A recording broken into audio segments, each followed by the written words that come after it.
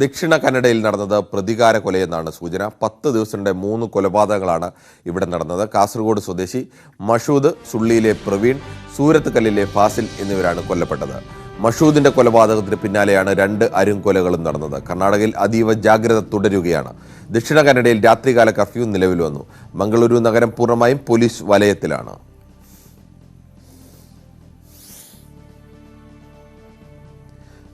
കൂടുതൽ വിവരങ്ങളുമായി KV ബൈജു ആണ് ചേരുന്നത്. ബൈജു, ഈ 3 കൊലപാതകങ്ങൾ, ഒന്നിന്റെ പ്രതികാരമായി മറ്റൊന്ന്, അതിന്റെ പ്രതികാരമായി മറ്റൊന്ന്, ഇത്തരത്തിലേക്കുള്ള പരസ്പരം ബന്ധമുള്ള കൊലപാതകങ്ങളാണ് ഈ 3 എന്ന് തന്നെയാണോ പോലീസിന്റെ ഇപ്പോഴത്തെ നിഗമനം?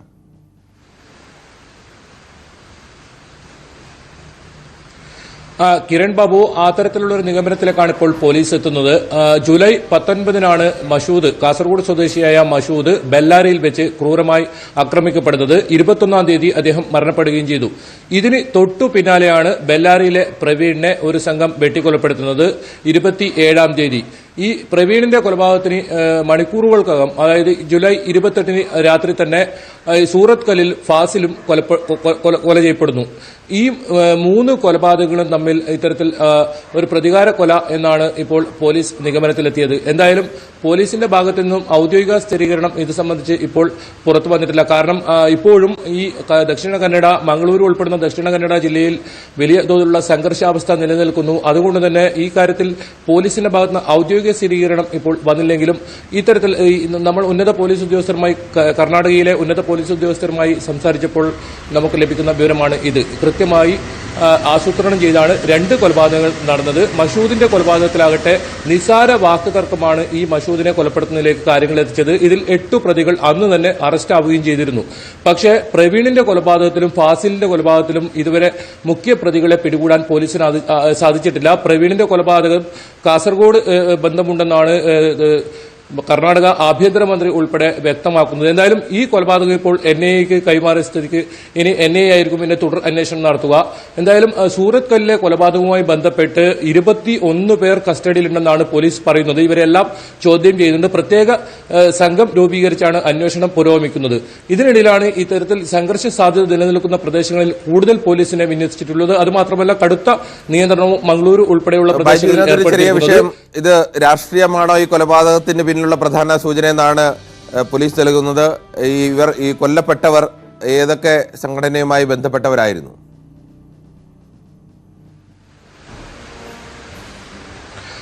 കിരൺ, ഇതിൽ ഏറ്റവും ശ്രദ്ധേയമായ കാര്യം അതുതന്നെയാണ്. ഏറ്റവും ഒടുവിൽ സൂറത്തിൽ നടന്ന കൊലപാതകവുമായി ബന്ധപ്പെട്ട് ഏതെങ്കിലും തരത്തിൽ രാഷ്ട്രീയ കൊലപാതകം അല്ല എന്ന് തന്നെ പോലീസ് പറയുന്നുണ്ട്. കാരണം ഇയാൾക്ക് ഏതെങ്കിലും രാഷ്ട്രീയ പാർട്ടിയുടെ അംഗത്വമോ അതുപോലെ തന്നെ ക്രിമിനൽ പശ്ചാത്തലമോ ഒന്നും തന്നെയില്ല.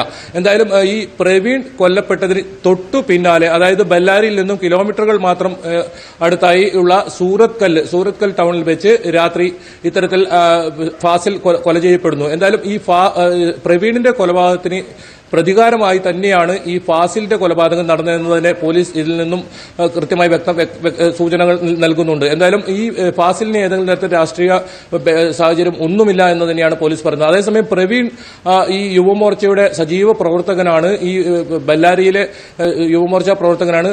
അതുകൊണ്ട് തന്നെ ഈ മഷൂദിനെ കൊലപാതകത്തിന് തൊട്ടു പിന്നാലെയാണ് പ്രവീൺ കൊല ചെയ്യപ്പെടുന്നത്. പ്രവീണിന്റെ കൊലപാതകത്തിന് മണിക്കൂറുകൾക്കപ്പുറം ഫാസിലിനെയും കൊല ചെയ്യപ്പെടുന്നു. എന്തായാലും ഇനി അക്രമ സാധ്യതകൾ കൂടുതൽ ഇനി ഉണ്ടാവാതിരിക്കാൻ പോലീസ് അതീവ ജാഗ്രതയിലാണ്.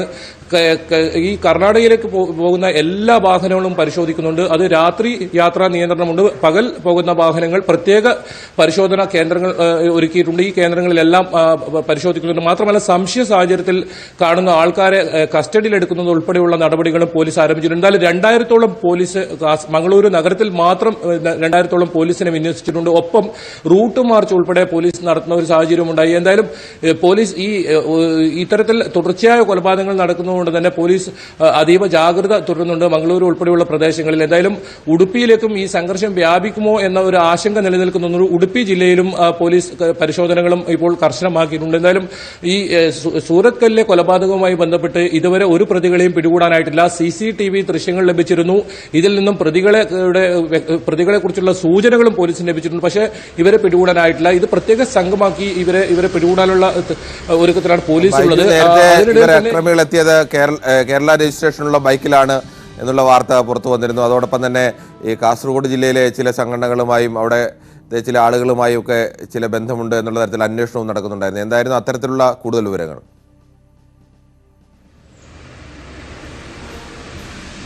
സുള്ളിയയിലെ പ്രവീണിന്റെ കൊലപാതകവുമായി ബന്ധപ്പെട്ടാണ് ഈ അക്രമി സംഘം കേരള രജിസ്ട്രേഷനുള്ള ബൈക്കിലെത്തിയത്. പക്ഷേ ഈ നമ്പർ വ്യാജമാണെന്ന് അന്വേഷണത്തിൽ കണ്ടെത്തിയിരുന്നു. ഈ ബൈക്ക് നമ്പർ അന്വേഷിച്ചപ്പോൾ മലപ്പുറത്തുള്ള ഒരു വാഹനത്തിനാണ്. ഇത് കൊലപാതകവുമായി ബന്ധമില്ല എന്നും പോലീസ് കണ്ടെത്തിയിരുന്നു. എന്തായാലും ഈ അക്രമി സംഘം സഞ്ചരിച്ച ബൈക്ക് കേരള രജിസ്ട്രേഷൻ വ്യാജ നമ്പർ ഉപയോഗിച്ചാണെന്നും എന്തായാലും പോലീസ് കണ്ടെത്തിയിട്ടുണ്ട്. പക്ഷേ ഈ കേസിൽ 2 പ്രതികൾ അറസ്റ്റിലായിട്ടുണ്ട്. ഈ കൊലപാതകം നടത്തിയവർക്ക് സഹായം നൽകിയവർ എന്നാണ്, സഹായം ചെയ്തു കൊടുത്തവർ എന്നാണ് പോലീസ് പറയുന്നത്. ഇതിലെ മുഖ്യ പ്രതികൾ ഇപ്പോഴും ഒളിവിൽ തന്നെയാണ്. ഈ കേരളത്തിലടക്കം പരിശോധന നടക്കുന്നുണ്ട്. ഇവർ കേരള ബന്ധം, ഈ പ്രവീണിന്റെ കൊലപാതകവുമായി ബന്ധപ്പെട്ട് കേരള ബന്ധമുണ്ട് എന്ന് തന്നെയാണ് ഈ കർണാടക ആഭ്യന്തരമന്ത്രിയും മുഖ്യമന്ത്രിയും ഉൾപ്പെടെ ആവർത്തിച്ച് വ്യക്തമാക്കുന്നത്. ഇതിനിടയിൽ തന്നെ ഈ BJPയെ സംബന്ധിച്ചിടത്തോളം പ്രവീണിന്റെ കൊലപാതകം വലിയ തലവേദനയായിരുന്നു. കാരണം ഈ BJP പ്രവർത്തകർ, BJP നേതാക്കൾ കൂട്ടത്തോടെ രാജിവെക്കുന്ന ഒരു സാഹചര്യം ഉണ്ടായിരുന്നു. ഈ കൊലപാതകത്തിൽ പ്രതികളെ പിടികൂടുന്നില്ല, അതുമാത്രമല്ല BJP പ്രവർത്തകരെ സംരക്ഷിക്കാൻ സർക്കാരിനാവുന്നില്ല എന്നൊക്കെയാണ് ചൂണ്ടിക്കാട്ടിയാണ് ഇവർ ഇത്തരത്തിൽ പ്രതിഷേധവുമായി എത്തിയത്.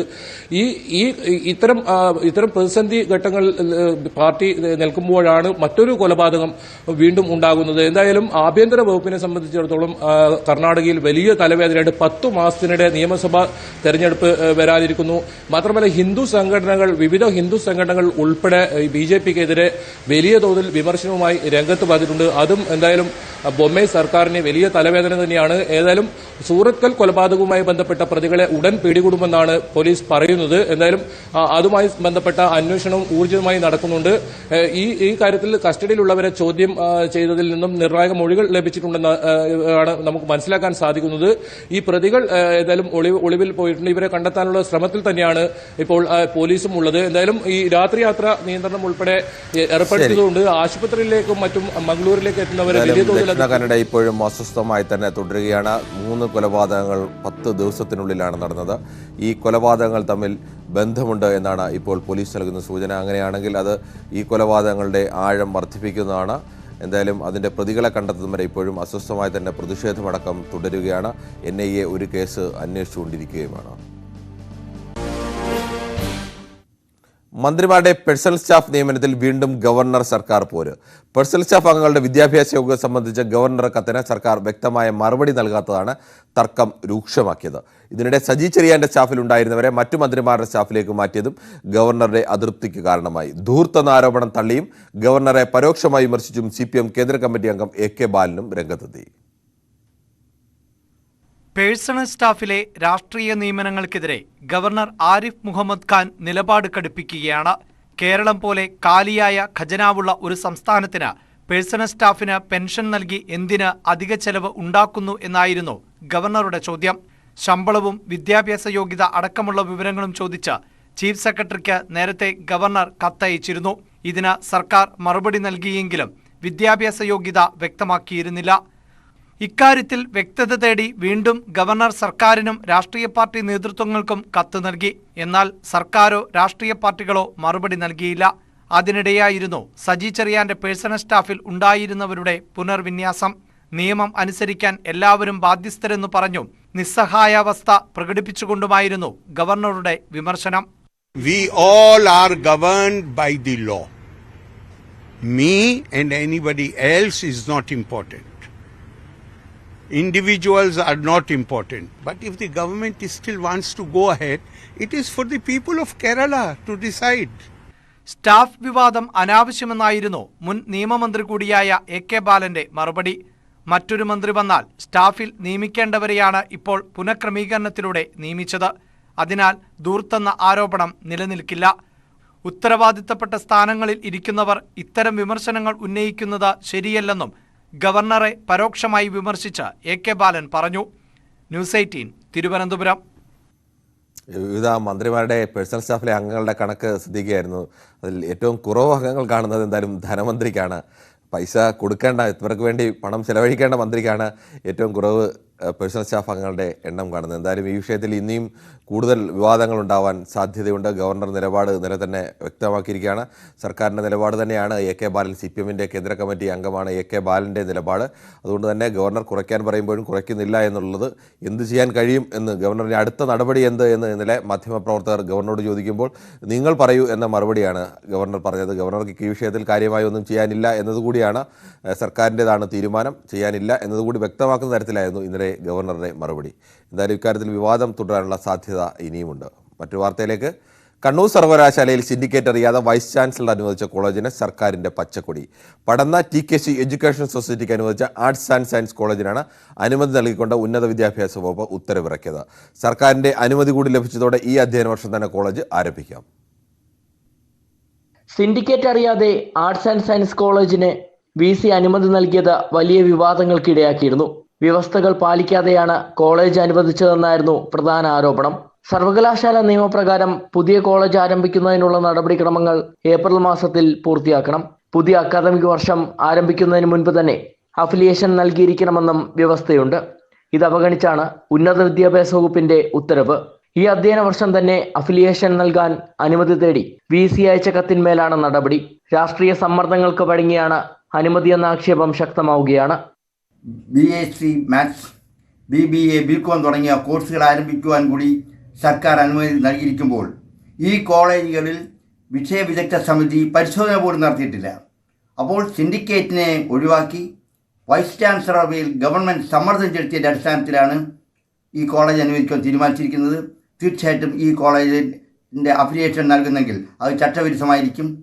BCom, BBA, BSc ഉൾപ്പെടെ 5 കോഴ്സുകൾ ഈ വർഷം തന്നെ ആരംഭിക്കാനാണ് സർക്കാർ അനുമതി നൽകിയിരിക്കുന്നത്. 185 കുട്ടികൾക്ക് ആദ്യ വർഷം പ്രവേശനം നൽകും. ന്യൂസ് 18 തിരുവനന്തപുരം. AKG സെന്റർ ആക്രമണം നടന്ന് 1 മാസം പിന്നിടുമ്പോഴും ഇരുട്ടിൽ തപ്പി നിൽക്കുകയാണ് ആഭ്യന്തര വകുപ്പ്. പ്രതികളെക്കുറിച്ചോ സഞ്ചരിച്ച വാഹനം എവിടെയെന്നോ ഒരു തുമ്പുമില്ലാതെ വലയുകയാണ് അന്വേഷണ സംഘം. പ്രത്യേക അന്വേഷണ സംഘം അന്വേഷിച്ചിരുന്ന കേസ് ഈ മാസം 23 ദിവസത്തിന് ശേഷമാണ് ക്രൈംബ്രാഞ്ചിന് കൈമാറിയത്. ക്രൈംബ്രാഞ്ച് കൈമാറി ഒരാഴ്ചയായി ക്രൈംബ്രാഞ്ചാണ് ഈ അന്വേഷണം നടക്കുന്നത്. അപ്പോഴും ഏതെങ്കിലും അന്വേഷണ പുരോഗതി ഉണ്ടായിട്ടില്ല.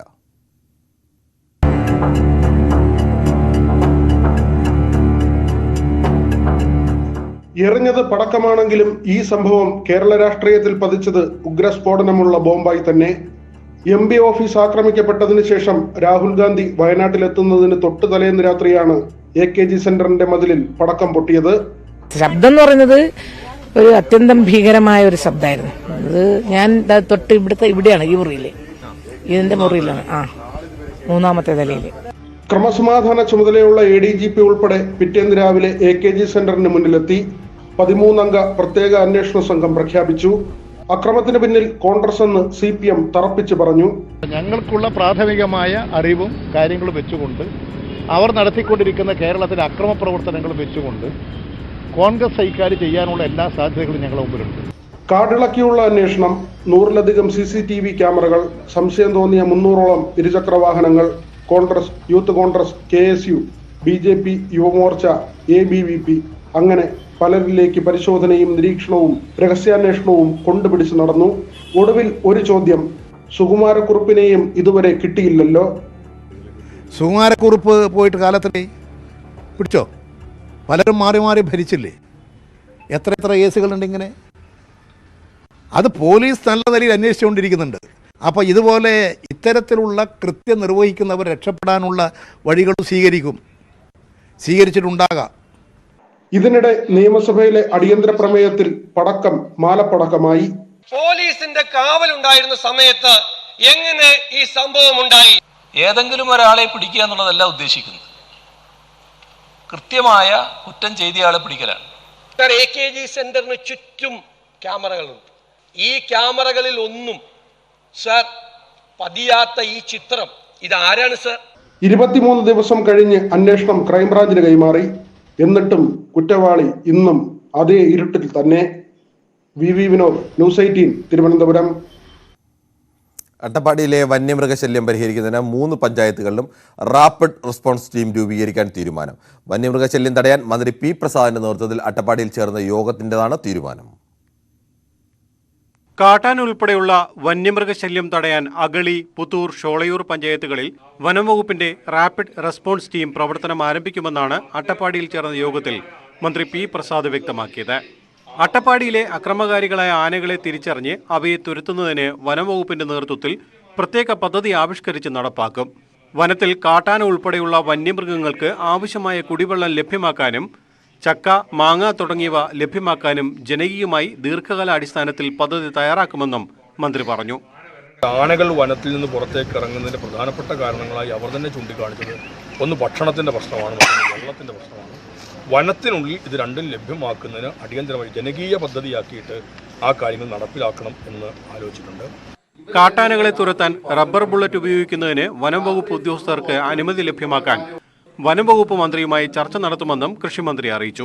ഫെൻസിംഗ് ഉൾപ്പെടെയുള്ള പദ്ധതികൾ ഫലപ്രദമായി നടപ്പാക്കുന്നതിന് തദ്ദേശ സ്ഥാപനങ്ങളുടെ പ്രത്യേക യോഗം ചേരും. പദ്ധതിക്കായി ലഭ്യമാക്കാവുന്ന ഫണ്ടുകളുടെ ഏകീകരണം നടത്തും. ഹാങ്ങിംഗ് ഫെൻസിംഗിനുള്ള സാധ്യതകളും നടപ്പാക്കാൻ കഴിയുന്ന ഇടങ്ങളും പരിശോധിക്കും. ഇതുമായി ബന്ധപ്പെട്ട വകുപ്പുകളുടെ യോഗം വിളിക്കുമെന്നും പ്രാദേശികമായ ആളുകളെ ജാഗ്രതാ സമിതിയുടെ ഭാഗമാക്കുമെന്നും മന്ത്രി പറഞ്ഞു. എൻ ഷംസുദ്ദീൻ MLA, ത്രിതല പഞ്ചായത്ത് പ്രസിഡന്റുമാർ തുടങ്ങിയവർ പങ്കെടുത്തു. ന്യൂസ് 18 പാലക്കാട്. എറണാകുളം തൃപ്പൂണിത്തുറയിൽ കോടികൾ മുടക്കി നഗരസഭ നിർമ്മിച്ച 2 മാളുകൾ നോക്കുകുത്തിയാവുന്നു. ഉദ്ഘാടനം കഴിഞ്ഞ 2 വർഷം പിന്നിട്ട മാളുകളാണ് അടഞ്ഞുകിടക്കുന്നത്. പ്രതിമാസം 80 ലക്ഷം രൂപയാണ് നഗരസഭയുടെ വരുമാന നഷ്ടം.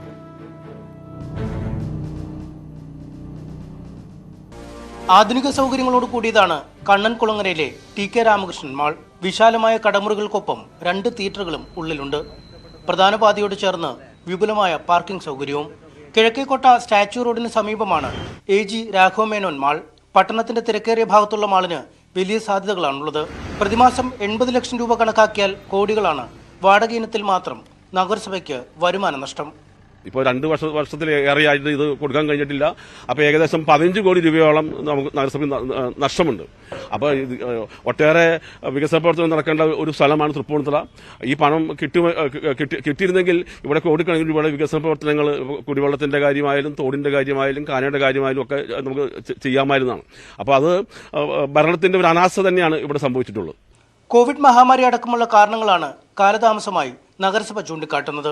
മാളുകൾ ലേലം ചെയ്ത് നൽകുന്നതിലെ ബൈലോ പരിഷ്കരണവും കീറാമുട്ടിയാണ്. തദ്ദേശഭരണ സ്ഥാപനങ്ങൾ നിർമ്മിക്കുന്ന വാണിജ്യ കെട്ടിടങ്ങളിൽ 10% ഭാഗം പട്ടികജാതി വിഭാഗങ്ങൾക്ക് നൽകണമെന്നാണ് ചട്ടം. എന്നാൽ മാളുകൾ ഒറ്റ വ്യക്തിക്കോ സ്ഥാപനങ്ങൾക്കോ നൽകുമ്പോൾ സംവരണം പാലിക്കാനാവില്ല എന്ന് നഗരസഭ ചൂണ്ടിക്കാട്ടുന്നു.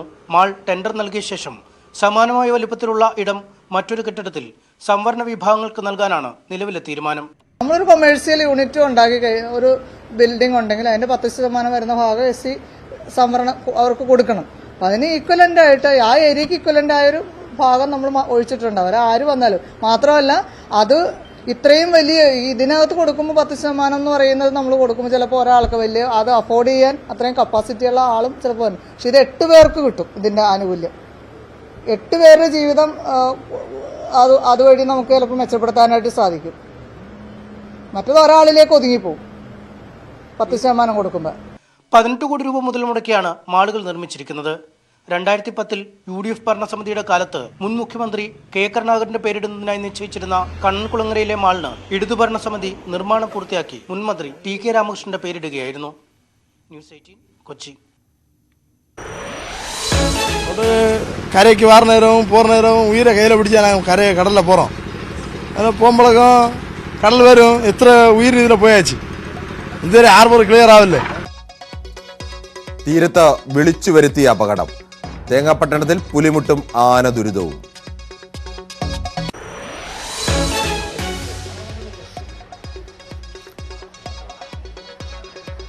ആ സ്കൂൾ ഉലയുകയല്ല, കാണുന്നതിന്റെ പ്രശ്നമാണ്. വാർത്തകൾ ഇടവേള കഴിഞ്ഞു.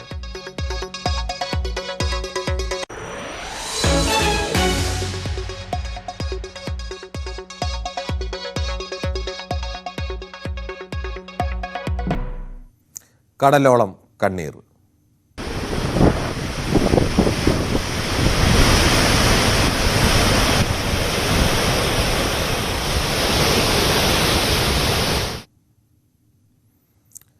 കടലോളം കണ്ണീർ എന്ന പരമ്പരയുടെ ഭാഗമായി തീരമേഖലയുടെ ദുരിതങ്ങൾ, തീരമേഖലയിലെ ജനങ്ങൾ അനുഭവിക്കുന്ന തീരാ ദുരിതങ്ങളുടെ കഥകൾ കുറച്ചു കാലമായി ഞങ്ങൾ തുടർച്ചയായി അവതരിപ്പിച്ചുകൊണ്ടിരിക്കുകയാണ്. കേരളത്തിൻ്റെ വിവിധ തീരങ്ങളിലെ ജനങ്ങളുടെ പ്രശ്നങ്ങൾ, അശാസ്ത്രീയമായ മനുഷ്യ നിർമ്മിതി കൊണ്ടുണ്ടാകുന്ന പ്രശ്നങ്ങൾ, വികസനത്തിൻ്റെ പ്രശ്നങ്ങൾ, ഇന്നലെ അടക്കം വീട് കയറിക്കിടക്കാൻ ഒരു വീട് പോലും ഇല്ലാതെ എത്രയോ കാലമായി ഷെഡുകളിൽ കഴിയേണ്ടി വരുന്ന സാധാരണക്കാരായ മനുഷ്യരുടെ അവസ്ഥ, ഇന്നിപ്പോൾ കേരളത്തിൻ്റെ തൊട്ട് ചേർന്ന് കിടക്കുന്ന തമിഴ്നാടിൻ്റെ അതിർത്തിയിലെ ഒരു നിർമ്മിതിയുടെ അശാസ്ത്രീയമായ മനുഷ്യനിർമ്മിതി ഒരു പ്രദേശത്തെ ജനങ്ങളുടെ ജീവിതത്തെ ദുരിതമാക്കിയത് എങ്ങനെയാണ് എന്നുള്ളതിൻ്റെ ഒരു സ്റ്റോറിയാണ്. അതിൻ്റെ കേരളത്തോട് നിൽക്കുന്ന തേങ്ങാപ്പട്ടണത്താണ് ഈ ഒരു സ്റ്റോറി. അവിടെ നിന്നാണ് മത്സ്യബന്ധന ഹാർബറിന് വേണ്ടി അനുബന്ധമായി സ്ഥാപിച്ച പുലിമുട്ടാണ് തീരം കടലെടുക്കുന്നതിനും മത്സ്യബന്ധന ബോട്ടുകളുടെ നിരന്തരമായ അപകടത്തിനും ഇടവെക്കുന്നത്. എനിക്ക് പിന്നിലായി കാണുന്നതാണ് കന്യാകുമാരി ജില്ലയിലെ തേങ്ങാപ്പട്ടണം ഫിഷിംഗ് ഹാർബർ. ഈ ഫിഷിംഗ് ഹാർബർ സ്ഥാപിച്ചതിന് അനുബന്ധമായിട്ടാണ് പുലിമുട്ടുകളും സ്ഥാപിച്ചത്. ആ പുലിമുട്ടുകളിൽ ഒന്നിലാണ് ഇപ്പോൾ ഞാൻ നിൽക്കുന്നത്. വിഴിഞ്ഞത്തും ഒപ്പം മുതലപ്പൊടിയിലും നമ്മൾ കണ്ട പാരിസ്ഥിതിക പ്രശ്നമുണ്ടാക്കുന്ന പുലിമുട്ടുകൾക്ക് സമാനമായ സാഹചര്യം ഇവിടെയുമുണ്ട്. അടുത്തടുത്തായി സ്ഥാപിച്ചിരിക്കുന്ന ഈ പുലിമുട്ടുകൾക്ക് ഇടയിലൂടെ വേണം ഫിഷിംഗ് ഹാർബറിലേക്ക് ബോട്ടുകൾക്ക് കടന്നുവരാൻ. തികച്ചും അശാസ്ത്രീയമായി സ്ഥാപിച്ചിരിക്കുന്ന പുലിമുട്ടുകൾ പാരിസ്ഥിതിക പ്രശ്നമുണ്ടാക്കുന്നു എന്നു മാത്രമല്ല, മത്സ്യബന്ധന ബോട്ടുകൾ അപകടത്തിൽപ്പെടുന്നതിനും ഇടയാക്കുന്നുണ്ട്.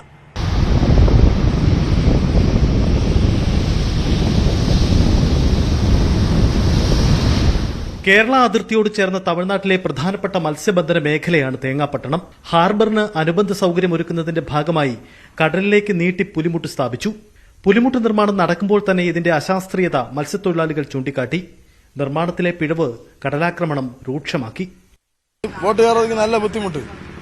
ബോട്ട് കരയ്ക്ക് വാറ നേരവും പോറ നേരവും ഉയരെ കയ്യിലെ പിടിച്ചാൽ കടലിൽ പോகிறோம். അത് പോകുമ്പോഴേക്കും കടൽ വരും. എത്ര ഉയർ ഇതിൽ പോയാச்சு. ഇതുവരെ ഹാർബർ ക്ലിയർ ആവില്ലേ. ஆனால் எல்லாருக்கும் நல்ல வருத்தம், மன வருத்தம். அதனால் இந்த முடக்கு தீர போகிறது இப்போலும் நல்ல கடல் சீற்றத்தினால யாருக்கு தொழில் போல ஒரு ஐடியாவும் இல்லை. இப்போ நாங்கள் முடக்கு காலாவை தீர்ந்தாரு என்னால் நாங்கள் வேலையெல்லாம் பார்த்துட்டு இருக்கோம். இதுக்கு என்னைக்கு ஒரு முடிவு எங்களுக்கு കിട്ടണം. പുലിമുട്ടിനോട് ചേർന്ന് മണ്ണടിയുന്നതാണ് പുതിയ പ്രതിസന്ധി. കടലിന് ഈ മേഖലയിൽ ആഴം കുറഞ്ഞത് മത്സ്യബന്ധന ബോട്ടുകൾ അപകടത്തിൽപ്പെടുന്നതിന് ഇടയാക്കുന്നു. അവിടെ മണൽ കയറ്റി കിടക്കുന്നതുകൊണ്ട് ഭയങ്കര ബുദ്ധിമുട്ടാണ്. പിന്നെ ഔട്ട് ബോഡി എഞ്ചിന് പോകുന്നവരും ചില നേരം ഈ തട്ടി എഞ്ചിൻ നിന്ന് പോകുന്നുണ്ട്. എഞ്ചിന് കടലടിക്കുമ്പോൾ നിറയെ വഞ്ചിക്കാർ അപകടത്തിലായി. ഈ കൊല്ലം മറ്റും ഉയർച്ചേതം അത്ര ആയിട്ടില്ല. ഇതിനു മുമ്പൊക്കെ ഫുള്ള ഉയർച്ചേതമാണ്. ഒരു സീസണിന് 4 ആള് 5 ആള് അങ്ങനെ സംഭവിക്കിയിട്ടുണ്ട്. കേരളവും തമിഴ്നാടിന്റെ ഭാഗങ്ങളും ഉൾപ്പെടുന്ന തെക്കേ മുനമ്പിന്റെ കണക്കെടുത്താൽ മാത്രം മുതലപ്പൊഴി, വിഴിഞ്ഞം, തമിഴ്നാടിന്റെ ഭാഗമായ തേങ്ങാപ്പട്ടണം എന്നിടങ്ങളിൽ 3 ഫിഷിംഗ് ഹാർബറുകളും അനുബന്ധമായ ബ്രേക്ക് വാട്ടർ സംവിധാനമായ പുലിമുട്ടുകളും സ്ഥാപിച്ചിട്ടുണ്ട്. 3ഇടത്തും ഒരേ തരത്തിലുള്ള പാരിസ്ഥിതിക പ്രശ്നം അനുഭവപ്പെടുന്നു എന്നതാണ് അനുഭവം. അതായത് ഒരിടത്ത് തീരം നഷ്ടപ്പെടുമ്പോൾ മറ്റൊരിടത്ത് കൂടുതലായി തീരം ഉണ്ടാകുന്നു എന്നതാണ് പൊതുവായ സാഹചര്യം. ഇതേ പാരിസ്ഥിതിക പ്രതിഭാസം തന്നെ ഇവിടെ തേങ്ങാപ്പട്ടണത്തും അനുഭവപ്പെടുന്നു. പുലിമുട്ടുകൾ നിർമ്മിച്ച ശേഷം തേങ്ങാപ്പട്ടണം ഹാർബറിന് വടക്ക് ഭാഗത്തുള്ള ഇരയിമ്മൻതുറ, വള്ളവിള തുടങ്ങിയ മേഖലകളിൽ തീരശോഷണം രൂക്ഷമായി. കേരള അതിർത്തിയായ പൊഴിയൂർ മുതൽ കൊല്ലങ്കോട് വരെ നീളുന്ന തീരദേശ മേഖലയിലും ഇതിന്റെ പ്രതിഫലനമുണ്ടായി. കടലാക്രമണം മൂലം വീടുകൾ മാത്രമല്ല തീരദേശ റോഡുകളും തകർന്നു. വീതിയില്ലാത്തതാണ് പ്രശ്നം. ഇത് കൊണ്ട് നെരുക്കിയുണ്ട് അടുപ്പിച്ചിട്ടിരിക്കുന്നത്. അതാണ് പ്രശ്നം. അതുകൊണ്ട് ഇപ്പം ഈ വലിയ കടലൊക്കെ വരുന്ന സമയത്തൊക്കെ നിറയെ ആൾക്കാർ ഈ വെള്ളത്തിൽ നിന്നൊക്കെ മറിഞ്ഞു വീഴുന്ന കുറേ മരിച്ചിട്ടുണ്ട്. എന്നുവെച്ചാൽ ഇവർ ആദ്യം ഇട്ടത് കുറച്ച് ഉള്ളിൽ കയറ്റിയിടാനുള്ളതിന് ഈ തിര അടിക്കുന്ന സ്ഥലത്ത് കൊണ്ടിട്ട് ആ പ്രശ്നം കൊണ്ടാണ് ഇവിടെ ഈ തിര കടൽ ഇതിനകത്ത് കയറുന്നത്. അല്ലെങ്കിൽ ഇവിടെ ഉള്ളിൽ കയറില്ലല്ലോ. കടലും തീരവും സംരക്ഷിക്കപ്പെടേണ്ടത് മത്സ്യത്തൊഴിലാളികളുടെയോ തീരദേശവാസികളുടെയോ മാത്രം ആവശ്യമല്ല. ഇതൊരു സാമൂഹ്യ ഉത്തരവാദിത്തം കൂടിയാണ്. വർഷം തോറും തീരദേശ സംരക്ഷണത്തിനായി കോടികളാണ് സർക്കാരുകൾ ചിലവഴിക്കുന്നത്. പക്ഷെ ഇതൊന്നും ഫലം കാണാറില്ല. വേണ്ടത്ര ശാസ്ത്രീയ പഠനമോ പ്രദേശവാസികളുടെ അഭിപ്രായം തേടലോ ഇല്ലാത്തതാണ് ഇത്തരം പരാജയപ്പെടലുകൾക്ക് മുഖ്യ കാരണം. തമിഴ്നാട്ടിലെ തേങ്ങാപ്പട്ടണത്തു നിന്നും ക്യാമറാമാൻ ശിവപ്രസാദിനൊപ്പം ടി.ജി. സജിത്, ന്യൂസ് 18. കോഴിക്കോട് കുറ്റിക്കാട്ടൂരിൽ പ്രളയബാധിത പ്രദേശത്ത് ഡാറ്റാ ബാങ്കിൽ ഉൾപ്പെട്ട പാടം നികത്തുന്നു. ആനക്കുഴിക്കരയിൽ സ്വകാര്യ ഹോളോബ്രിക്സ് യൂണിറ്റാണ് ഘട്ടം ഘട്ടമായി ജലസമൃദ്ധമായ പാടം നികത്തുന്നത്. പഞ്ചായത്തിൽ പരാതി നൽകിയിട്ടും നടപടിയില്ലെന്നാണ് പ്രദേശവാസികളുടെ പരാതി.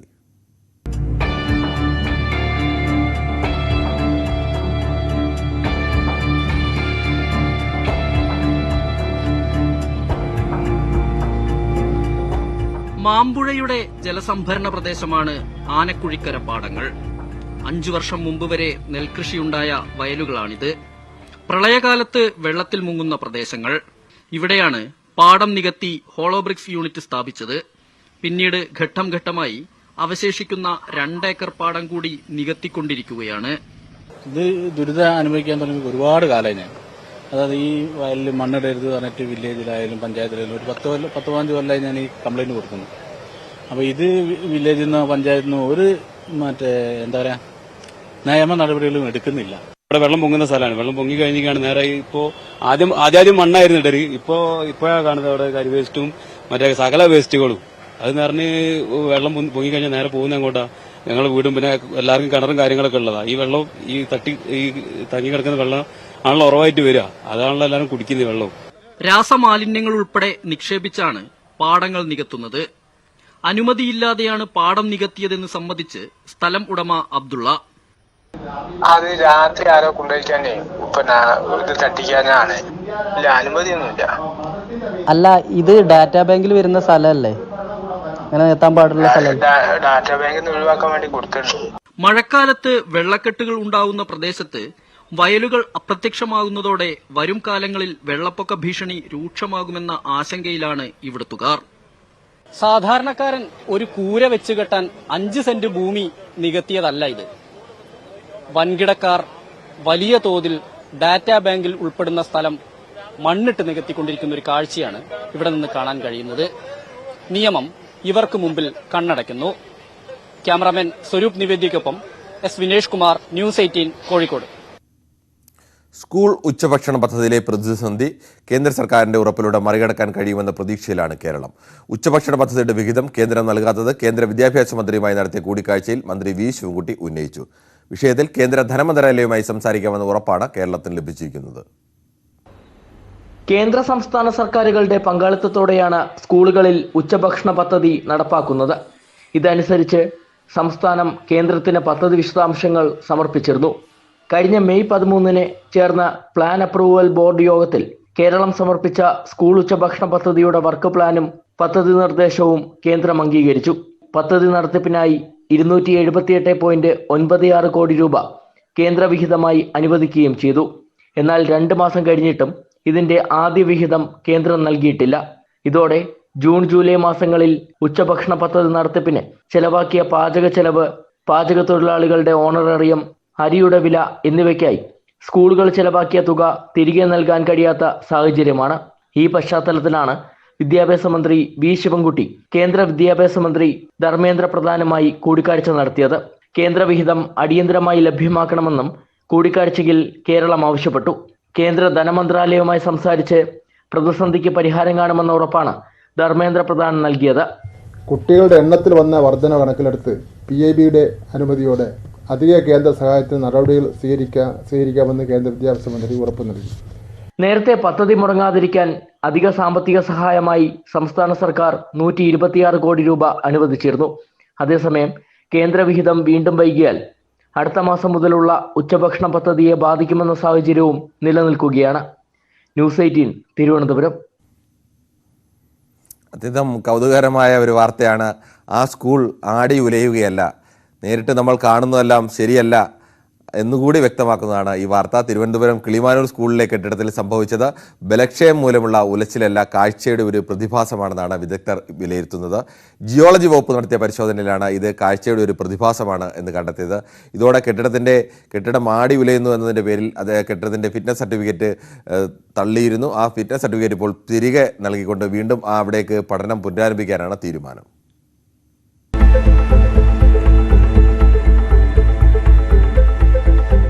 കഴിഞ്ഞ ദിവസം ഈ കെട്ടിടത്തിന്റെ 1ാം നിലയിൽ നിന്ന് ചിലരാണ് കെട്ടിടം ഉലയുന്നത് സംബന്ധിച്ച സംശയം പ്രകടിപ്പിച്ചത്. എന്നാൽ കെട്ടിടത്തിന്റെ മറ്റു ഭാഗങ്ങളിലും താഴെ നിന്ന് നോക്കിയാലും ഉലച്ചിൽ കാണാനാകാത്തത് ആശയക്കുഴപ്പം സൃഷ്ടിച്ചിരുന്നു. പഞ്ചായത്ത് എഞ്ചിനീയർമാരുടെ നേതൃത്വത്തിൽ പരിശോധന നടത്തിയതിന് പിന്നാലെ കെട്ടിടത്തിന്റെ ഫിറ്റ്നസ് റദ്ദാക്കുകയും വിദ്യാർത്ഥികളെയും അധ്യാപകരെയും മറ്റൊരു കെട്ടിടത്തിലേക്ക് മാറ്റുകയും ചെയ്തിരുന്നു. തുടർന്ന് ജിയോളജി വകുപ്പ് ഉദ്യോഗസ്ഥർ നടത്തിയ പരിശോധനയിലാണ് കെട്ടിടത്തിന് ബലക്ഷയമില്ലെന്നും സമീപത്തുള്ള പുളിമരത്തിന്റെ ഇലകളുമായി ചേർത്ത് നോക്കുമ്പോൾ തോന്നുന്ന പ്രതിഭാസമാണെന്നും കണ്ടെത്തിയത്. പുളിമരത്തിന്റെ ശിഖരങ്ങൾ മുറിച്ചു മാറ്റിയതിലൂടെയാണ് ഇതിൽ വ്യക്തത വരുത്തിയത്. ഇതോടെ ദിവസങ്ങളോളം നാട്ടുകാരെ വട്ടം ചുറ്റിച്ച ചോദ്യത്തിന് ഉത്തരമായി.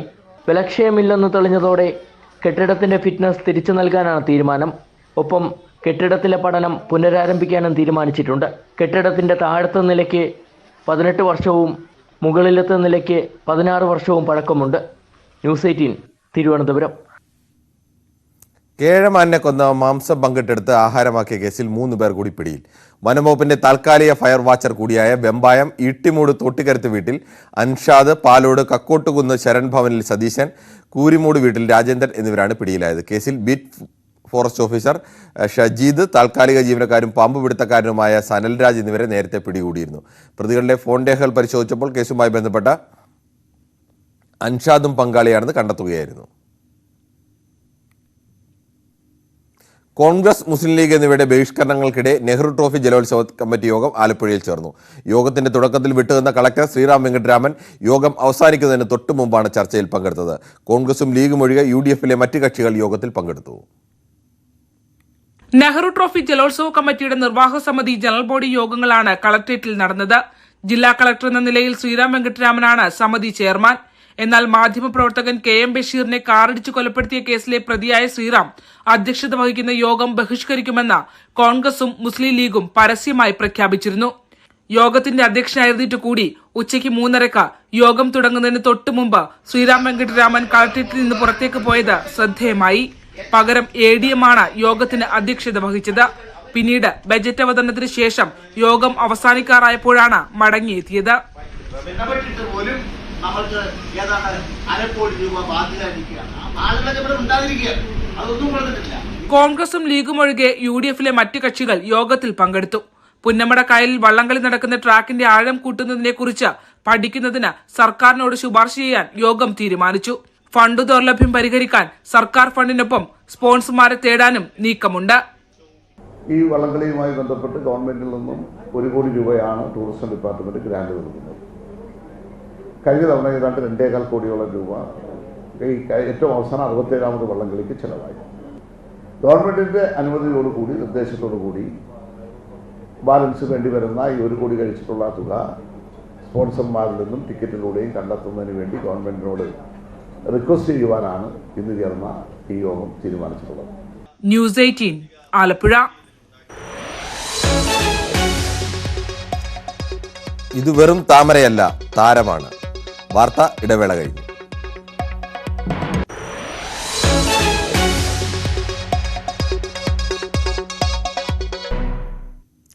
വായനയെ പ്രോത്സാഹിപ്പിക്കാൻ പുസ്തകക്കൂട് ഒരുക്കി വേറിട്ട പ്രവർത്തനം നടത്തുകയാണ് ഗ്രാമീണ വായനശാലകൾ. ലൈബ്രറി കൗൺസിലിന്റെ സഹകരണത്തോടെയാണ് പുസ്തകക്കൂട് പദ്ധതി ഒരുക്കുന്നത്. ഗ്രാമീണ വായനശാലയുടെ നേതൃത്വത്തിലാണ് നാടെങ്ങും പുസ്തകക്കൂടുകൾ സജ്ജമാക്കുന്നത്. വായനയെ ജനകീയവൽക്കരിക്കുകയും പ്രോത്സാഹിപ്പിക്കുകയുമാണ് പദ്ധതിയുടെ ലക്ഷ്യം. കേരള സ്റ്റേറ്റ് ലൈബ്രറി കൗൺസിലിന്റെ സഹകരണത്തോടെയാണ് വായനാശാല പദ്ധതി നടപ്പാക്കുന്നത്. പട്ടാമ്പി ഓങ്ങല്ലൂരിൽ സ്ഥാപിച്ച പുസ്തകക്കൂട് മുഹമ്മദ് മുഹ്സിൻ MLA ഉദ്ഘാടനം ചെയ്തു. വായിക്കാനുള്ള ഒരു ഇടം നൽകുക എന്ന ഏറ്റവും പ്രധാനപ്പെട്ട ലക്ഷ്യവുമായിട്ടാണ് ഈ പുസ്തകക്കൂട്ട് പദ്ധതി ഇവിടെ ആവിഷ്കരിച്ചിട്ടുള്ളത്. പുസ്തകക്കൂട് നമുക്കെല്ലാവർക്കും അറിയാം, ലൈബ്രറി കൗൺസിലിന്റെ ഏറ്റവും നൂതനമായിട്ടുള്ള ഒരു പദ്ധതിയാണ്. പൊതുജനങ്ങൾക്ക് സൗകര്യപ്രദമായി പുസ്തകങ്ങൾ എടുത്തുകൊണ്ടു പോകാനും അവരുടെ കൈവശമുള്ള പുസ്തകങ്ങൾ പുസ്തകക്കൂട്ടിൽ നിക്ഷേപിക്കാനും സൗകര്യമൊരുക്കിയിട്ടുണ്ട്. ദിനപത്രങ്ങൾ, കഥകൾ, കവിതകൾ, ലേഖനങ്ങൾ, നോവലുകൾ, ബാലസാഹിത്യം, വിജ്ഞാനം തുടങ്ങിയ എല്ലാ പുസ്തകങ്ങളും പുസ്തകക്കൂട് വഴി ലഭ്യമാക്കും. ന്യൂസ് 18 പട്ടാമ്പി. തൊടുപുഴയിൽ ഇപ്പോൾ ചർച്ച ഒരു പാലത്തെ ചൊല്ലിയാണ്. തൊടുപുഴ നിവാസികളുടെ ഇടയിൽ പഴയ പാലം എന്നറിയപ്പെട്ടിരുന്ന പാലത്തിൽ പൊതുമരാമത്ത് അധികൃതർ പുളിക്കൽ പാലം എന്ന ബോർഡ് സ്ഥാപിച്ചതോടെയാണ് പാലം വീണ്ടും ചർച്ചാ വിഷയമായിരിക്കുന്നത്. തൊടുപുഴ നഗരത്തിന്റെ പ്രധാന ആകർഷണമാണ് ഒരിക്കലും വറ്റാതെയൊഴുകുന്ന തൊടുപുഴയാറും കുറുകെയുള്ള പാലവും. പാലത്തിനക്കരെയും പാലത്തിനിക്കരെയുമെന്നാണ് നഗരത്തെ പഴമക്കാർ ഇപ്പോഴും വിശേഷിപ്പിക്കുന്നത്. എന്നാൽ ഈ പഴയ പാലത്തിന്റെ പേരുമാറ്റം ഇപ്പോൾ ചർച്ചയായിരിക്കുകയാണ്. പാലത്തിന് സമീപം പൊതുമരാമത്ത് കഴിഞ്ഞ ദിവസം പുളിക്കൽ പാലമെന്ന് രേഖപ്പെടുത്തിയ ബോർഡ് സ്ഥാപിച്ചതാണ് കാരണം. ഗാന്ധി സ്ക്വയറിന് സമീപം പഴയ ബസ് സ്റ്റാൻഡിനോട് ചേർന്നും മറുവശത്ത് നഗരസഭാ ഓഫീസിന് സമീപവുമാണ് പുളിക്കൽ പാലം ബോർഡ് സ്ഥാപിച്ചത്. നാളുകളായി പഴയ പാലം അടയാളമായി പറഞ്ഞു വന്നവരും നഗരവാസികളുമൊക്കെ ഇപ്പോൾ എന്താണ് ഇങ്ങനൊരു പേരെന്ന അന്വേഷണത്തിലായി. ഇതോടെ പൊതുമരാമത്ത് അധികൃതർ യഥാർത്ഥ വസ്തുത വെളിപ്പെടുത്തി രംഗത്തെത്തി. പഴയ പാലത്തിന്റെ യഥാർത്ഥ പേര് പൊതുമരാമത്തിന്റെ രേഖകളിലെല്ലാം പുളിക്കൽ പാലമെന്നാണെന്ന് ഇവർ ചൂണ്ടിക്കാട്ടി. പുളിക്കൽ ആറെന്നും പലരും തൊടുപുഴയെ വിളിച്ചതായി പഴമക്കാർ പറയുന്നു. ഇങ്ങനെ ഇവിടെ നിർമ്മിച്ച പാലത്തിനും ആ പേര് വീഴുകയായിരുന്നു. കൊടയത്തൂർ ബിന്ദുവിൽ നിന്നാണ് ഈ പുഴ ആരംഭിക്കുന്നത്. ഈ പുഴ അവിടെ നിന്ന് തുടങ്ങി താഴേക്ക് ഒഴുകുന്നത് പുളിക്കൽ പുരയിടത്തിലൂടെയാണ് ഈ ആറ് ഒഴുകി താഴേക്ക് എത്തുന്നത്. അതുകൊണ്ട് തന്നെയാണ് ഇതിന് പുളിക്കൽ ആറ് എന്ന് പേര് വീഴാനും കാരണം. അപ്പോൾ പുളിക്കൽ ആറിന് കുറുകെ ആദ്യമായി ഉണ്ടായ പാലത്തിന് പുളിക്കൽ പാലം എന്ന പേര് വീണു. അതാണ് ഇതിൻ്റെ വാസ്തവവും ശരിയുമായ കാര്യം. കോൺക്രീറ്റ് പാലം വരുന്നതിനു മുൻപ് തടിപ്പാലത്തിലൂടെയാണ് ആളുകൾ സഞ്ചരിച്ചിരുന്നത്. 1990ഓടെ തൊടുപുഴയാറിന് സമീപം മൂപ്പിൽ കടവിൽ മറ്റൊരു പാലം കൂടി വന്നതോടെ പഴയ പാലം എന്ന വിളിപ്പേരും ആദ്യം നിർമ്മിച്ചതിന് കിട്ടി. ഇതോടെ പുളിക്കൽ പാലം എന്ന പേര് പലരും മറന്നു. എന്തായാലും പുതിയ പേരിന് ചന്തമൊക്കെയുണ്ടെന്ന് പറയുന്നവരും പഴയ പാലമെന്ന് തന്നെയാണ് വിളിക്കാൻ ഇഷ്ടമെന്ന് പറയുന്നവരുമുണ്ട്. ന്യൂസ് 18 തൊടുപുഴ. ഇടുക്കി രാജാക്കാടുകാരുടെ ഉറക്കം കെടുത്തിയ കുട്ടിക്കുരങ്ങൻ ഒടുവിൽ കെണിയിൽ കുടുങ്ങി. 2 ആഴ്ചയോളമായി ടൗണിൽ വിലസുകയായിരുന്നു ഈ കുരങ്ങൻ. ടൗണിലെത്തിയ കുരങ്ങനോട് ആദ്യമൊക്കെ നാട്ടുകാർക്ക് കൗതുകമായിരുന്നു.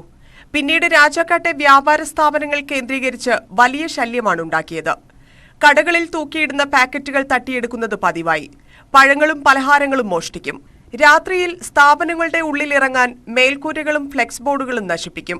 കുട്ടികളെ ആക്രമിക്കാൻ തുടങ്ങിയതോടെയാണ് വനം വകുപ്പിന്റെ സഹായത്തോടെ കുരങ്ങനെ പിടികൂടാൻ തീരുമാനിച്ചത്. 2 ദിവസം ഭയങ്കര സദ്യയായിരുന്നു. ഞങ്ങളുടെ അളക്കാനായിട്ടുള്ള തുണിയെല്ലാം വലിച്ചു പുറത്ത് കളഞ്ഞു. വെള്ളത്തിന്റെ പൈപ്പെല്ലാം പറിച്ചു കളഞ്ഞു. ഭയങ്കര സദ്യ. പിള്ളേരെ ഓടിക്കുക, പിള്ളേരെ കാണുമ്പോൾ പിള്ളേരുടെ കുറേ ഓടി വരിക. അതൊക്കെ ഭയങ്കര ഒച്ചയുമ്പോഴായിട്ട് ആൾക്കാരെ അവിടെ നിന്ന് ഓടിച്ചു പറഞ്ഞു വിട്ടാണ് ഇങ്ങോട്ട്. ഇപ്പോൾ ടൗണിൽ വന്ന് കൂടിനകത്ത് വന്ന് വീണേക്കുക. പൊന്മുടി ഫോറസ്റ്റ് ഓഫീസ് ജീവനക്കാർ സ്ഥാപിച്ച കൂട്ടിൽ ഒടുവിൽ കുരങ്ങൻ കുടുങ്ങി. കുരങ്ങിനെ ചിന്നാർ വനമേഖലയിൽ തുറന്നുവിടും. ന്യൂസ് 18 രാജാക്കാട്. മിഠായി പൊതിയിൽ മൊസൈക്ക് ചിത്രം തീർക്കാൻ പയ്യോളി സ്വദേശിയായ PM സുധീഷിനു വേണ്ടി വന്നത് 10 മണിക്കൂർ മാത്രം. ഗിന്നസ് റെക്കോർഡ് പ്രതീക്ഷയിൽ 15.75 ചതുരശ്ര മീറ്ററിലാണ് ചിത്രം നിർമ്മിച്ചത്. നാടിന്റെ ആഘോഷമായി മാറിയ ഈ ഉദ്യമത്തിന് ബന്ധുക്കളുടെയും സുഹൃത്തുക്കളുടെയും പിന്തുണ ലഭിച്ചതോടെ സമയം ലക്ഷ്യത്തിന് വഴിമാറി. കൊതിയൂറും മിഠായികൾ രുചിച്ച് വർണ്ണപ്പൊതികൾ സുധീഷിന് നൽകിയാണ് ഈ ചിത്രം പൂർത്തിയാകുന്നത്. 6000 മിഠായികൾ അങ്ങനെ അതിനേക്കാൾ മധുരമുള്ള കാഴ്ചയായി മാറി. പയ്യോളി സ്വദേശിയായ PM സുധീഷ് ഗിന്നസ് റെക്കോർഡിനായാണ് ഈ മൊസൈക്ക് ചിത്രം നിർമ്മിച്ചത്. 10 മണിക്കൂറിലേറെ സമയം കൊണ്ട് 15.75 ചതുരശ്ര മീറ്ററിൽ പൂർത്തിയാവുമ്പോൾ കാഴ്ചക്കാർക്കും കൗതുകം.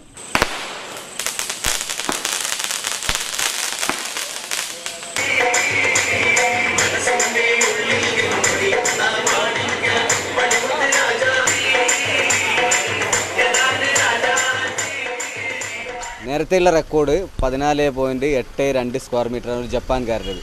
അപ്പോൾ അതിൽ കൂടുതൽ വന്നാൽ ബ്രേക്കായി എന്നുള്ളതാണ് കുറച്ചത്. നമ്മൾ മിഠായി ഏകദേശം ഒരു 7000 മിഠായി വാങ്ങിയിട്ടുണ്ട്.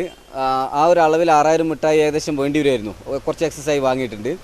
അപ്പോൾ അതൊക്കെ ഇവിടെ വരുന്ന ആൾക്കാർക്ക് കൊടുത്തിട്ട് അവർ മിഠായി കഴിച്ചിട്ട് അതിൻ്റെ റേപ്പർ തിരിച്ചു തരണം. ആ റേപ്പർ ഉപയോഗിച്ചിട്ടാണ് നമ്മൾ ഗം ഉപയോഗിച്ചിട്ട് ഒരു പ്രതലത്തിൽ ഒട്ടിച്ചിട്ടാണ് ഈ പിക്ചർ ഉണ്ടാക്കേണ്ടത്. അതാണ് നമ്മൾ മൊസൈക്ക് പിക്ചർ എന്ന് പറയുന്നത്. കാഴ്ചക്കാരായെത്തുന്നവർക്ക് 7000 മിഠായികൾ കരുതിയിരുന്നു. ഇവർ മിഠായി കഴിച്ച ശേഷം സംഘാടകർ ആ കവർ ശേഖരിക്കും. വലിയ പ്രതലത്തിൽ കവർ പശ തേച്ചൊട്ടിക്കും.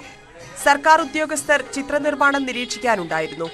പ്രതലത്തിൽ ചിത്രം തീർക്കുന്ന വീഡിയോയും മറ്റ് രേഖകളും ഗിന്നസ് അധികൃതർക്ക് അയക്കും. 14.82 സ്ക്വയർ മീറ്ററിൽ ചിത്രമുണ്ടാക്കിയ ജപ്പാൻകാരന്റെ പേരിലാണ് നിലവിൽ ഈ ഇനത്തിലെ ഗിന്നസ് റെക്കോർഡ്. പരിപാടി നടക്കുമ്പോൾ പഴയകാല സിനിമാ ഗാനങ്ങൾ ആലപിച്ചും സുധീഷിനെ പ്രോത്സാഹിപ്പിച്ചും കാഴ്ചക്കാർ പിന്തുണ നൽകി. മാഹിയിലെ MM സ്കൂളിൽ അധ്യാപകനാണ് സുധീഷ്.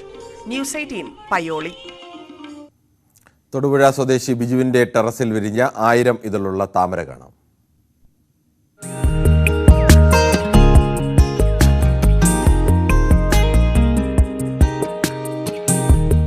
സാധാരണയായി 4 ഇനം സഹസ്രദള താമരകളാണ് കണ്ടുവരുന്നത്. ഇതിൽ അൾട്ടിമേറ്റഡ് 1000 പെറ്റൽ എന്ന ശാസ്ത്രീയ നാമത്തിലുള്ള താമരയാണ് തൊടുപുഴയിൽ വിരിഞ്ഞത്. 30ഓളം ഇനം താമരകൾ ബിജുവിന്റെ വീട്ടിലെ ഈ പൂന്തോട്ടത്തിൽ ഉണ്ട്. ആദ്യമായാണ് പൂവിടുന്നത്. സഹസ്രദളപത്മം 4 വെറൈറ്റി ആണുള്ളത്. അതിലെ അൾട്ടിമേറ്റ് 1000 പെറ്റൽ 1000 ഇതൾ നല്ലോണം ഉള്ള ഒരു പൂവാണിത്. ഇത് കേരളത്തിൽ ചുരുക്കമായിട്ടാണ് വിരിഞ്ഞിട്ടുള്ളത്. താമര വളർത്തുന്ന എല്ലാവരും ആഗ്രഹിക്കുന്ന ഒരു വെറൈറ്റിയാണ്, പൂത്ത് കിട്ടണമെന്ന് ആഗ്രഹിക്കുന്നതാണ്. അപ്പം എങ്ങനെ എല്ലായിടത്തും പൂത്തായിട്ട് കേട്ടിട്ടില്ല. ഇടുക്കി ജില്ലയിൽ ഇപ്പോൾ ആദ്യമായിട്ടാണ് ഇങ്ങനൊരു പൂവ് വിരിഞ്ഞിട്ടുള്ളത്. എനിക്ക് മഴയത്ത് ഒരുപാട് ബഡ്, എല്ലാ വെറൈറ്റിയിലും പുച്ചയിലും വൈറ്റ് പിയോണിയിലും ഒക്കെ ഒരുപാട് ബഡ് വന്നിട്ടുണ്ടായിരുന്നു. വീടിന് മുകളിൽ ഓർക്കിഡാണ് മായാമോൾ ആദ്യമായി വളർത്തി തുടങ്ങിയത്. പിന്നീട് ഇതിനൊപ്പം താമരയും വളർത്തി. ഓൺലൈനായി പൂക്കൾ വിൽപ്പന നടത്തുന്നുമുണ്ട്. എന്നാൽ വരുമാനത്തെക്കാൾ ഉപരി മാനസികോല്ലാസത്തിനാണ് ടെറസിൽ പൂക്കൃഷി നടത്തുന്നത് എന്ന് ഇവർ പറയുന്നു. മുട്ടം എഞ്ചിനീയറിംഗ് കോളേജിൽ അസിസ്റ്റന്റ് പ്രൊഫസറായ മായാമോൾ ജോലി കഴിഞ്ഞുള്ള ഇടവേളകളിലാണ് പൂന്തോട്ടം സംരക്ഷിക്കുന്നത്. ന്യൂസ് 18 തൊടുപുഴ. ഫുട്ബോളിനെ നെഞ്ചെടുപ്പായി ഏറ്റെടുത്ത മലപ്പുറം ജില്ലയിൽ ലഹരിവിരുദ്ധ സന്ദേശത്തിന്റെ പ്രചരണത്തിനും ഫുട്ബോൾ തന്നെയാണ് മാധ്യമം. നിലമ്പൂർ മേഖലയിലെ ആദിവാസി ഗോത്രവിഭാഗങ്ങൾക്കിടയിൽ ലഹരിവിരുദ്ധ സന്ദേശം എത്തിക്കാൻ മഡ് ഫുട്ബോൾ സംഘടിപ്പിച്ചിരിക്കുകയാണ് ജൻ ശിക്ഷൻ സംസ്ഥാൻ.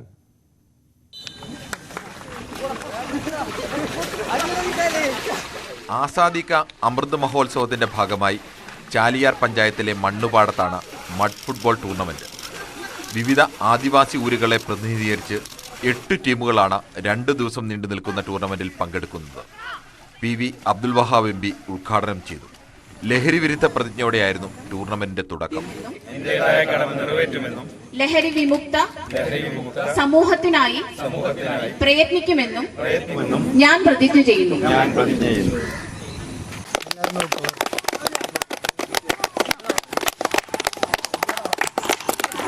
കളിയാണ് ലഹരി എന്ന സന്ദേശം പങ്കുവെക്കുന്നതിന് പുറമെ മികച്ച കളിക്കാർക്ക് പരിശീലനം നൽകാനും ജൻശിക്ഷ സംസ്ഥാന ആലോചനയുണ്ട്.